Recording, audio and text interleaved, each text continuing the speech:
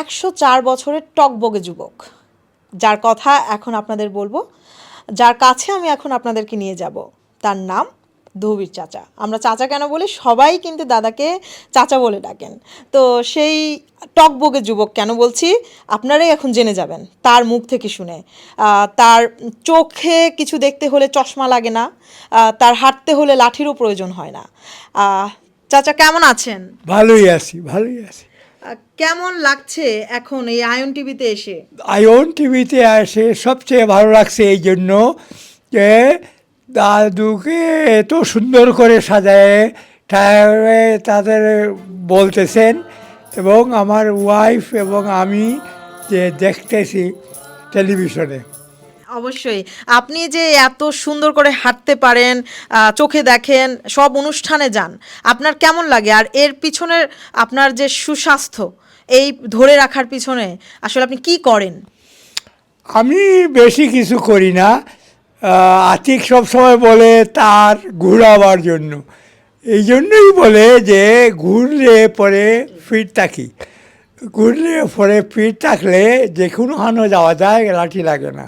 আচ্ছা আচ্ছা, এই জন্যই তো চাচাকে আমরা বিভিন্ন কমিউনিটিতে দেখি, বিভিন্ন প্রোগ্রামগুলোতে যায়, এবং তিনি কিন্তু এনজয় করে সব অনুষ্ঠান। আপনার এগুলো আসলে ভালো লাগে? ভালো লাগে, আমার ভালো লাগে বলেই আমি যাই, এবং আমার ওয়াইফ এবং সবাইকেই নেই। ভালো লাগে, শিখতে হয়, জানতে হয়, অনেক কিছু করতে হয়, আর আত্মীয়ের কাছ থেকে অনেক কিছু জানতে পারবেন। অবশ্যই। তো আমরা আমি এখন আমরা হচ্ছে আমার চাচা যেহেতু বলেছি, চাচির কাছে যাব। চাচি হচ্ছে উনার যে এই সুস্বাস্থ্যর অধিকারী, আল্লাহ আপনাকে আরও দীর্ঘায়ু করুক। এর পিছনে আসলে কারণ কি? উনার খাদ্য অভ্যাসটা কেমন আমাদেরকে একটু বলবেন? ওনার খাদ্য অভ্যাস উনি মাঝখানে কিছু খান না, নাস্তা রাস্তায় কিছু খান না উনি। কি খান আসলে? 3 বারে খাবার যেটা দেবেন ওইটা খাবেন, আর আজে বাজে জিনিস খান না উনি। যেমন নাস্তা খাই বা যেটা পাই সামনে খাই ওইটা খান না উনি। চা কোনোদিন খান নাই। চায়ের সময় হলে যদি আমরা চা খাই, উনি বলে আমাকে 1 গ্লাস দুধ থাকলে দাও। ওয়াও। কারো বাড়িতে গেলে তার সেম থিং বলবেন। তো ওনার খাওয়ার মধ্যে খুব রেস্ট্রিকশন নিজেই রাখেন, সবসময় ছিল এরকম। উনি যখন উনি কি বাংলাদেশে বেশি দিন ছিলেন কিছু, তখন তার অভ্যাসগুলো আসলে কেমন ছিল? বেশ বড় হয়েছেন তো উনি, না উনি তো এখানে আসছেন। আচ্ছা আচ্ছা। তার তখন কেমন ছিল আসলে? আমি বাংলাদেশের কথা যদি বলি, তারা তো গ্রামের ছেলে, তাদের তখনকার অনেক ঠান্ডার মধ্যে গরু ছিল, যা শুনছি আমি একসময় গরু ছিল। তো ওনাদের ফ্রেশ দুধ খান, মাঠা, দই নিজের বাড়ির। ও নিজের বাড়ির দই মাঠা এগুলো। এখন আগে উনি গরম ভাত ঘি দিয়ে আগে মাখেন, আচ্ছা। মেখে তারপর তরকারি দিয়ে খান। ও তাদের বাড়ির হ্যাবিট আসলে। আচ্ছা, তো উনি তো বিভিন্ন প্রোগ্রামে যায়, আপনাকে কিন্তু খুব একটা প্রোগ্রামে আমি দেখি নাই।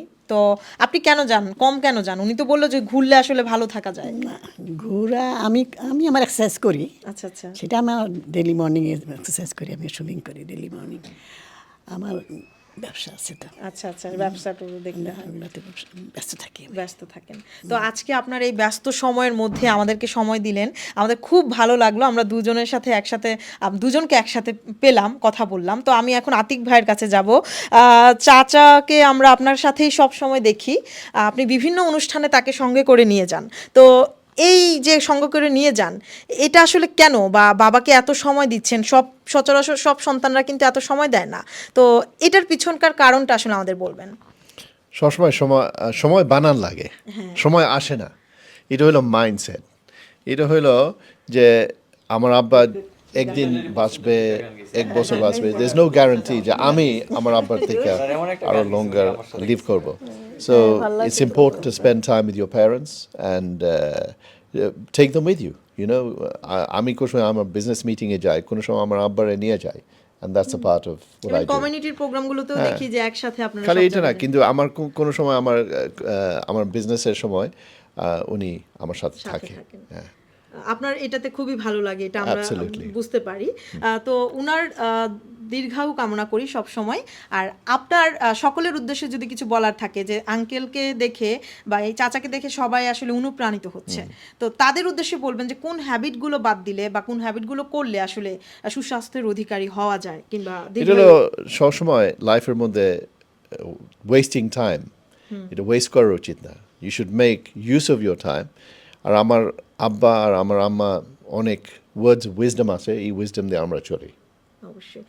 তো আপনাদেরকে অসংখ্য ধন্যবাদ আমাদের আশা নিউজকে সময় দেওয়ার জন্য। আমরা আরও দীর্ঘায়ু কামনা করি আপনাদের দুজনকে এবং সকলের, এবং আমাদের সাথে অবশ্যই বিভিন্ন প্রোগ্রামে দেখা হবে। সবাই ভালো থাকেন, সুস্থ থাকেন, আল্লাহ হাফেজ।